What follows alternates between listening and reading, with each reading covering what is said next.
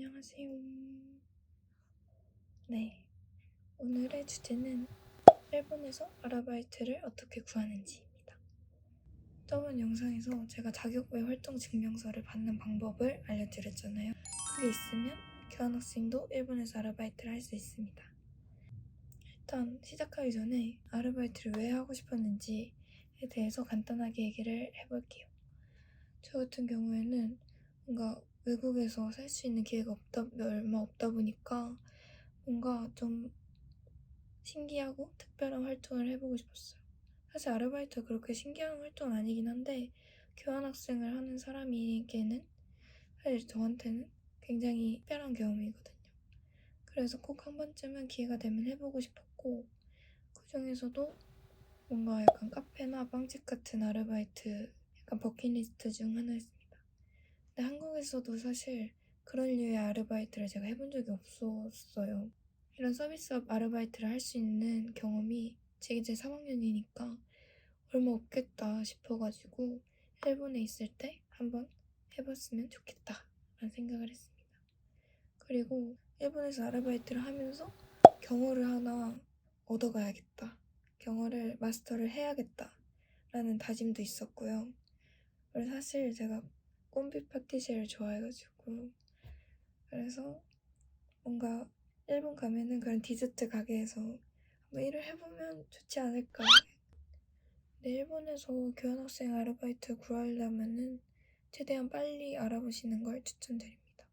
저 같은 경우에도 제 룸메이트랑 다른 유학생 친구들이 거의 일본에 온 다음 날부터 구하더라고요. 그래서 저는 그때 한국에서 하던 아르바이트가 비대면으로 좀 남아있어가지고 2주, 3주 된 다음부터 같이 이력서를 넣었던 것 같습니다. 아르바이트를 어떻게 구하나요? 일본에서 아르바이트를 구할 수 있는 방법이 4가지 정도가 있습니다. 첫 번째로는 일단 우리들한테 가장 익숙한 게 어플리케이션이잖아요. 알바몬이나 알바천국처럼 일본에도 비슷한 사이트들이 있어요. 예를 들어서 타운워크나 바이토르나 아니면 마이나비 이런 게 있어서 어떤 아르바이트들이 있고 시급은 어느 정도이고 이런 걸 확인하는 용도로 저는 사용했습니다. 그 다음에 두 번째, 지나가는 길에 아르바이트 모집 공고를 올려놓는 곳들이 생각보다 꽤 있어요. 그래서 만약에 집 주변에서 아르바이트를 하고 싶다 이런 거면은 그런 식으로 가다가 약간 있으면 눈독 들여봐도 좋을 것 같습니다. 또 세 번째, 맥도날드나 스타벅스 같이 약간 프랜차이즈 아르바이트 같은 경우에는 따로 채용 공고 사이트가 있어요. 저는 제가 살고 있는 다자이유에 엄청 유명한 스타벅스가 있어서 거기에서 한번 아르바이트 해보면 재밌겠다라는 생각이 들어가지고 찾아보긴 했는데 아쉽게도 그쪽은 잘 없더라고요. 그리고 일단 사람이 너무 많아요. 그리고 스타벅스 아르바이트가 일본인들 사이에서도 약간 인기 있는 아르바이트라서 조금 들어가기 힘들 수도 있습니다. 마지막으로 제가 응모를 했던 방법인데요. 이온몰 같은 대형 쇼핑몰이 있잖아요. 거기에서 자체 채용 공고 사이트가 있어요. 그래서 저 같은 경우에도 그 건물에 한번 놀러 갔었다가 이쪽 정도면은 일하기도 좋고 끝나 놀기 좋겠다 싶어가지고 찾아보았습니다. 그 사이트에 들어가면은 그 건물 안에 있는 구인구직 정보를 한 번에 얻을 수 있어요. 그래서 저는 약간 프랜차이즈 알바가 하고 싶었으니까 베스킨라빈스라든지 지금 제가 하고 있는 팬케이크 하우스 아르바이트라든지 카페 같은 그런 아르바이트에서 막 무인용품이나 영화관 그런 아르바이트까지 한 번에 볼 수 있습니다. 완전 추천드려요. 그래서 저는 제가 살고 있는 곳에서 접근성이 되게 좋은 그런 이온몰에 있는 2군데에 지원을 했고 한 군데에 면접을 보고 붙었습니다. 이거 쓰고 입력을 하면은 확인 메일이 오고 그 담당자분한테 전화가 오거나 아니면 메일이 오거나 합니다. 내용 중에서 보면 좋은 게 약간 유학생 환영 이런 거 써져 있는 게 저희가 지원하기가 좀 수월하고요. 최소 일주일에 며칠은 일해야 된다. 아니면은 최소 하루에 몇 시간씩은 일해야 된다. 이런 것도 본인의 상황에 맞춰서 잘 확인을 하시면 좋을 것 같고, 시급도 확인을 하면 좋은데, 사실 최저시급이 일단 제가 살고 있는 후쿠오카 기준으로 940엔 정도라서, 최저시급이 그 정도라서 일본에서는 대부분 교통비가 비싸다 보니까 교통비도 같이 지원을 해주는데요. 그래서 교통비 지원이 되는지도 한 번씩 확인을 해보면 좋을 것 같습니다. 두 번째, 이력서 쓰는 법. 이력서는 편의점에서 간단하게 구매를 할 수가 있어요. 그래서 쓰는 법 같은 경우에는 크게 다를 게 없습니다. 하지만 수기로 쓰는 게 좋아요. 요즘에는 찾아보니까 인터넷으로 써가지고 이걸 복사하는 경우도 있다고는 하는데, 대부분은 수기로 쓰는 게 인상도 좋고 그리고 많이 쓰는 방법이다. 그리고 수기로 쓸 때는 최대한 오탈자가 없게 연필로 한번 쓰고 위에 덧쓰거나 아니면은 종이 하나를 쓴 다음에 옮겨 적거나 이런 방법으로 쓰는 게 좋습니다. 그리고 사진 같은 경우에는 뒷면에 이름을 써가지고 제출하는 게 예의라고 합니다. 여기도 마찬가지로 이름이랑 주소랑 그런 간단한 개인정보 같은 걸 적고, 그리고 학력이나 아니면 경력사항 이런 거를 같이 적을 수 있고, PR을 또 수기로 옮겨 적는다. 이 정도. 그리고 교통에 얼마나 걸리는지. 아니면 저 같은 경우에는 토익 점수랑 JLPT 점수도 같이 썼습니다. 자, 세 번째. 지원하고 나면은 전화로 면접 일정을 조정을 해야 합니다. 일본어로 일본인이랑 전화하는 게 거의 처음이었어가지고 약간 떨리긴 했는데, 생각보다 그냥 간단하게 언제 면접을 볼 수 있냐, 이력서 챙겨와라, 이런 식으로 얘기를 해서 조정을 합니다. 저 같은 경우에는 전화로 면접 일정을 정할 때 제일 가까이 있는 날을 정해가지고 갔습니다. 제 면접서를 잠깐 얘기를 해보자면, 사실 저는 면접을 한 두세 개 본 다음에 이거 좀 비교해가지고 설명을 드리고 싶었는데, 제가 첫 면접을 본 곳에서 합격을 해버려가지고, 그래서 하나의 면접 가지고 얘기를 해보자면, 저는 10시에 면접을 보기로 해서 한 10분 정도 일찍 도착을 했는데, 그 쇼핑몰이 10시에 여는 거예요. 그래서 기다리면서 막 홈페이지에서 어떤 메뉴가 있는지 찾아보고, 이 매장 어떻게 생겼는지 이런 거 한 번씩 보고서 면접에 들어갔습니다. 그래서 저는 면접 때 뭘 들고 갔냐면, 일단 이력서는 꼭 필요하니까 이력서랑 혹시 모르니까 여권이랑 재료카드랑 도장 다 챙겨갔습니다. 한 20분? 15분 정도에 끝난 것 같아요. 그냥 엄청 긴장하고 갔었는데 생각보다 분위기가 너무 좋았어요. 가서 여기 집에서 얼마나 걸리는지, 아니면 지금 무슨 일 하고 언제 일할 수 있는지, 이런 그냥 간단한 거를 물어보셨고, 제가 다니는 학교에서 지금 일하는 친구들도 있고, 그리고 그 전에 한국인도 한 명 일했던 적이 있다 그래가지고 조금 더 수월하게 이야기가 됐던 것 같아요. 그래서 그렇게 얘기를 하다 보니까 저한테 지금 채용하고 싶은데 괜찮겠냐 해가지고, 저는 그 매장 분위기가 너무 좋아 보여서 네, 좋아요 해서 바로 채용을 당했습니다. 그 다음에 그 얘기가 있는 다음에 어떤 포지션에 일하고 싶냐 물어봐가지고, 저는 아직 일본어가 엄청 능숙한 건 아니니까 홀을 한번 해보고 싶은데 괜찮겠냐고 여쭤봤는데, 할 수 있다고, 잘할 것 같다고 하셔서 쉽게 홀에서 알바를 하게 되었습니다. 사실 요식업이다 보니까 여기서도 보건증이 필요해요. 그래서 근데 보건증이 한국과는 다르게 매장에서 보건증 키트가 와서 그거를 개인이 해서 그 기관에 보내서 이게 오케이가 되면은 그때부터 일을 할 수 있게 되는 거더라고요. 그래서 바로 일을 들어가진 못하고 한 며칠 뒤에 또 다시 가서 서류 같은 거 다 작성을 하고, 시간 같은 경우에도 제가 주말에 한 번, 평일에 한 번 일하고 싶다고 하니까 그때 맞춰가지고 제가 한 몇 시간 정도 일하고 싶다는 거 맞춰서 해주시고, 저 같은 경우는 굉장히 수월하게 일이 잘 풀렸어요. 조금 아쉬운 거는 시급이 좀 짜자는 거. 그 대신 교통비가 지급이 된다.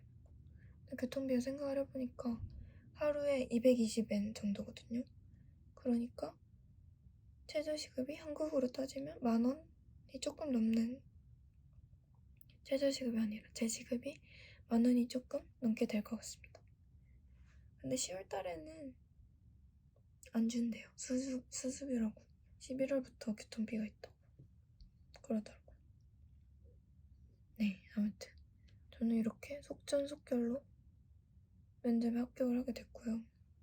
그래서 사실 그 다음날, 다다음날에 다른 면접이 하나 더 있긴 했는데 취소를 했습니다. 팬케이크 집 분위기가 생각보다 너무 좋고 맛있어 보였어요. 유니폼도 너무 예뻐 보여서 결정했습니다. 일본에서 아르바이트를 하려면 월급을 받을 수 있는 일본 통장이 필요한데요. 통장 같은 경우에도 제가 저번 영상에 어떻게 발급을 받는지 알려드렸으니까 그거 한번 참고하실 분들은 참고하시면 좋을 것 같아요. 그리고 이렇게 월급을 일본 계좌에 받게 되니까 저는 이제 이 계좌를 잘 쓰려고 합니다. 왜냐면은 생각을 해보니까 그전에는 환율이 낮을 때마다 바꿔가지고 쓰다 보니까 제가 돈을 얼마나 쓰는지, 얼마나 쓰고 있는지를 잘 못 보게 되더라고요. 근데 일본 계좌에다가 제 생활비를 넣어놓으면은 그 한 달 생활비를 예산만큼만 넣어서 사용할 수 있다는 장점이 있잖아요. 그래서 저는 제 일본 계좌에다가 또 돈을 넣어가지고 쓰는 방법을 쓰기로 했습니다. 이렇게 될 때는 제가 월급을 그렇게 주 이틀만 다니니까 한 달 생활비를 쓸 수 있을 정도보다는 조금 부족하게 월급을 받잖아요. 월급 위에 돈이 필요한 경우에는 또 송금을 해야 되잖아요. 그랬을 때마다 모인이다. 저는 진짜 모인 없으면은 일본 생활이 더 힘들어졌을 것 같아요. 그래서 이번에는 제 계좌로 해외 송금이 필요할 때 어떤 식으로 송금을 하면 좋을지 사진 송금의 방법으로 알려드리겠습니다. 일단 저번에는 계좌 송금이라 해서 할 때마다 계좌에 은행명이나 지정 코드나 종류나 이런 거를 입력을 해야 돼요. 되게 번거롭잖아요. 근데 저는 저한테 보내는 거니까 이게 할 때마다 하는 게 너무 귀찮기도 하고 하니까 사진 송금을 이용을 해보려고 합니다. 사진 송금은 통장 사본을 찍게 되면은 바로 인식을 해서 보낼 수 있습니다. 일본 유학생들에게 도움이 될 만한 무인 해외 송금의 장점 설명을 해드릴게요. 일단 최대 100% 환율 우대가 있습니다. 그 다음에 일본의 경우 유학생 인증을 하면 수수료도 최대 할인 혜택입니다. 그 다음에 10분 안에 송금이 가능해요. 완전 자유롭고 빠르고 좋죠. 저번에 모인을 안 쓰고 일본 은행에서 송금을 한번 해보자 이 생각으로 ATM기를 갔는데요. 일단 쓰는 방법도 처음이다 보니까 조금 어려웠고 수수료가 붙는 거예요. 저는 진짜 같은 은행인데도 수수료가 들어가지고 당황스러웠는데, 그래서 저 같은 경우에는 지금 모인을 사용하면은 수수료가 최대 할인 혜택이잖아요. 그러다 보니까 오히려 저는 빵원 수수료 없이도 송금을 할 수 있으니까 이게 얼마나 더 편해요. 직접 가지 않아도 되고 집에서도 할 수 있고 또 빠르게 송금도 할 수 있고 심지어 수수료도 일본에서 하는 것보다 싸고. 그래서 앞으로 저는 모임만 쓰기로 했어요. 대부분의 일본인들 같은 경우에는 ATM에서 송금을 하거나 편의점에서 결제를 하는 방식도 많이 쓴다고 하더라고요. 하지만 저는 한국인이고 온라인으로 하는 게 엄청 편하니까 언제든지 송금이 가능하다는 게 얼마나 한국인 맞춤형 금융 서비스인지. 마지막으로 제 첫 출근 후기를 알려드릴게요. 저번에 서류를 제출하러 가면서 제 유니폼을 받았어요. 제 유니폼이 있는 알바를 너무너무너무너무 해보고 싶었는데 너무 귀여운 거예요, 유니폼이. 그래서 즐거운 마음으로 첫 출근을 했습니다. 근데 처음 출근했을 때 어려웠던 점이 역시나 경어. 그리고 저는 처음에 면접 본 날에 제가 메뉴판 다 찍어가지고 메뉴는 외워가긴 했거든요. 근데 메뉴 말고 이거 주문할 때 쓰는 기기를 어떻게 쓰는지, 그리고 그 위치가 어떻게 됐는지 이런 것도 다 알아야 되고, 그리고 테이블 번호랑 와가 출근하자마자 해야 하는 일들이나 그런 업무들이 한꺼번에 들어오니까 너무 정신이 없더라고요. 생소한 경우들을 그날 듣자마자 이거를 바로 이제 내뱉어야 되는 상황이었어가지고 계속 한 분 갔다 올 그 주문 받으러 가기 전에 머릿속으로 계속 메모한 거 계속 보고 말하고, 그리고 손님들한테 갔다가 오면서 다시 한번 중얼중얼 거리면서 하루 정도를 하다 보니까 두 번째 아르바이트 할 때쯤 돼서는 좀 편해졌어요. 테이블 번호도 다 외우고 이제 기기를 어떻게 쓰는지 다 외우고, 그리고 제가 해야 하는 일들, 어떤 일을 하고 어떤 식으로 테이블 정리를 하고, 그리고 메뉴, 음료수 같은 거는 어떻게 하고, 이런 걸 이제 차근차근 배워가고 있으니까 너무 재밌는 거예요. 약간 요리 타이쿤, 붕어빵 타이쿤 하는 것처럼 뭔가 손님이 오고 있는지 아니면 지금 주문 결정했는지 물은 어느 정도 비어 있는지 이런 거를 막 두리번 거리면서 막 간단하게 플레이팅도 하고, 그리고 커피 같은 것도 이렇게 한 스푼으로 하고. 이것도 처음에 되게 무겁고 약간 힘든 거예요. 뭔가 떨어뜨릴 것 같아가지고. 근데 한 3일 정도 하다 보니까 이제 적응이 됐다. 평일 낮에는 그냥 적당히 사람이 있어가지고 그냥 같이 아르바이트 하시는 분들이랑 이런저런 얘기도 좀 나눠보고, 주말에 일요일 날은 진짜 사람이 너무 많아가지고 대기 있을 정도로 너무 많아서, 그래서 그때는 하루 종일 그냥 빨리 치우고, 그리고 얼마나 설거지 거리를 한 번에 잘 담을 수 있는지 그러니까 이런 거 연구하면서, 그리고 응대하면서 하다 보니까 그것도 다 너무너무 재밌는 거예요. 그래서 저는 일본 와서 아르바이트를 하기 진짜 잘했다고 생각을 해요.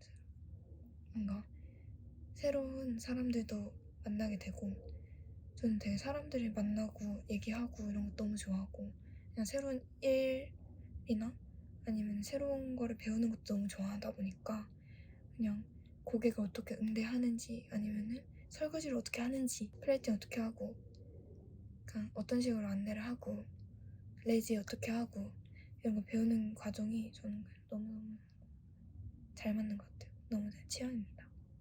그래서 앞으로도 잘릴 때까지 열심히 해볼 생각이고요. 그러면 오늘 영상은 여기서 마치도록 할게요. 안녕.